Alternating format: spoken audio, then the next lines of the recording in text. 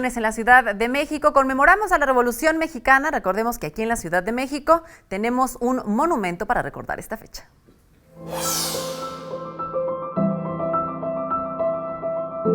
El Monumento a la Revolución Mexicana es una obra arquitectónica inconclusa de Emil Bernard, que en la realidad iba a ser el Palacio de la Cámara de Diputados y Senadores. Del proyecto original queda la cúpula. La primera piedra de este edificio fue colocada el 23 de septiembre de 1910 por el propio presidente Porfirio Díaz.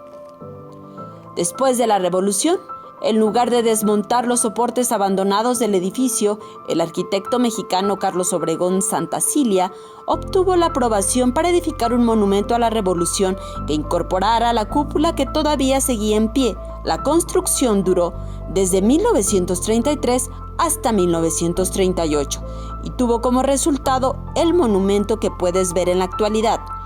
Forma parte de un conjunto integrado por el propio monumento, la Plaza de la República y el Museo Nacional de la Revolución.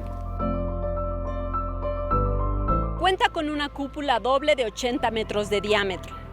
Se sostiene por 4 columnas que representan la independencia, las leyes agraria, obrera y las leyes de reforma, pero también sirve como mausoleo, pues resguarda los restos de Venustiano Carranza, Francisco Villa, Francisco I. Madero, Plutarco Elías Calles y Lázaro Cárdenas.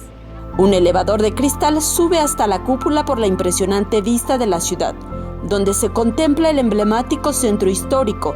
Es considerado un mirador único en su tipo. La linternilla es el remate del monumento y en el proyecto original de Obregón tenía como objetivo fungir como un faro para la urbe con un enorme haz de luz. En los sótanos del edificio hay desde un pequeño museo que expone 50 años de la historia de México, desde 1867, cuando Benito Juárez reafirmó la soberanía nacional, hasta 1917, cuando se firma la nueva Constitución mexicana. 21 Noticias.